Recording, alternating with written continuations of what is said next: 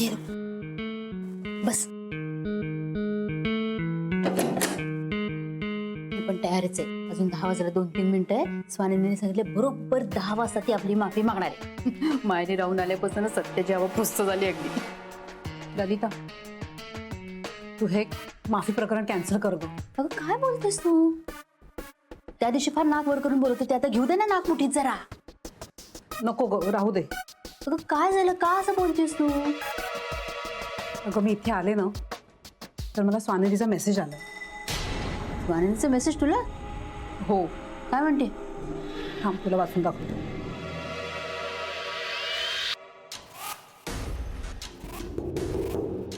हाय विम्मी मावशी, नमस्कार. तुमची मुलगी यंदा 10वीला गेली असं कळलं.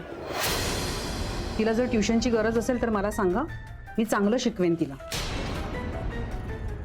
तुमची लाडकी स्वानंदी.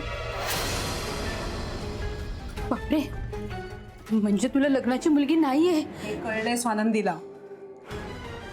तरीच ती आल्यापासून मी बघते सूरच बदललाय तिचा अगदी. आई, ए आई, अगं बाहेर ये ना, तू आनंदी वाट बघते. आता जायलाच लागणार आहे आपल्याला बाहेर. काही हो, मी काय म्हणते, ललिता सांभाळून घे. हे बघ, ते माफी बिफी ना ते नको आपल्याला. काही उघड्यावर पडलो ना तर लाज जाईल दोघींची आपली. स्वानंदी, तुझा शुभ काळ सुरू झालाय बरं का. या बेंबी मावशी, फार वेळ वाट नाही ना पाहावी लागली? नाही, मी आईना तसं सांगितलं होतं की मी बरोबर 10 वाजता परत येईन.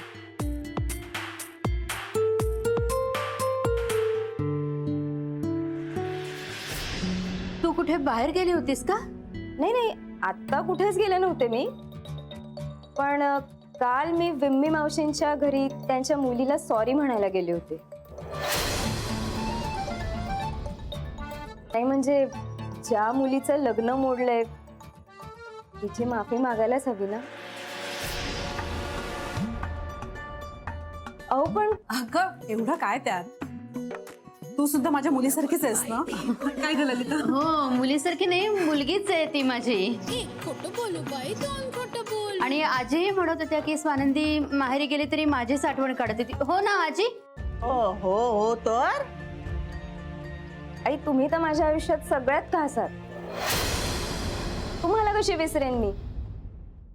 नाही म्हणजे तुम्ही आहात म्हणून हे मी कधीच नाही विसरेन. म्हणून तर तुमची अगं माफी मागायची काहीच गरज नाहीये खरंच.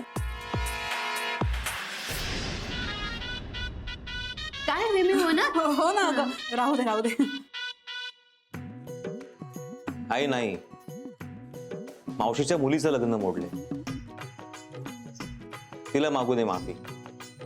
अरे पण इंद्रनील, अरे एवढं काय त्यात.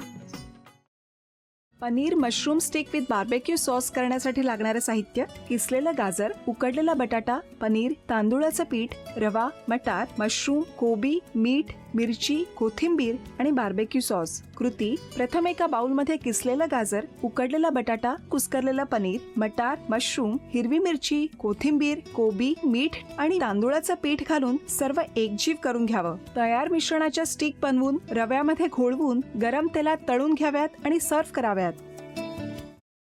स्वामी, कोणता भक्त हाक मारतो आहे? ध्यानात इतके मग्न आहात. बाणाईला भेट घ्यायची आहे देवी. वाटलंच मला, ही अस्वस्थ असणं स्वाभाविकच आहे.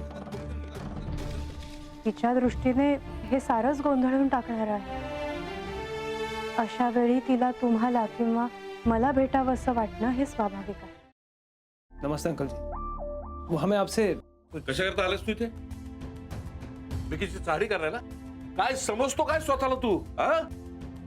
अरे आजारपणात माझा जीव वाचला म्हणून घरातल्या पोरीबाळींवर. अरे कुठून कुठून येता तुम्ही, नाही ते उद्योग धंदे करता इथं. खपवून घेणार नाही मी सांगतो तुला. मी फार वाईट माणूस आहे, लक्षात ठेव. पोलिसात देणार होतो तुला.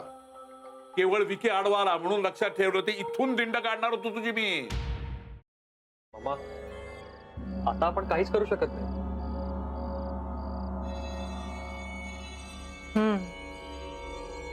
पण आर्चिस, हे असं कसं शक्य आहे? आपण तर सगळे आवाज रेकॉर्ड केले होते ना, राईट? हो. मग हे असे कोणते आवाज रेकॉर्ड झाले जे आपल्याला ऐकूच आले नाहीत? I mean, how can it be possible?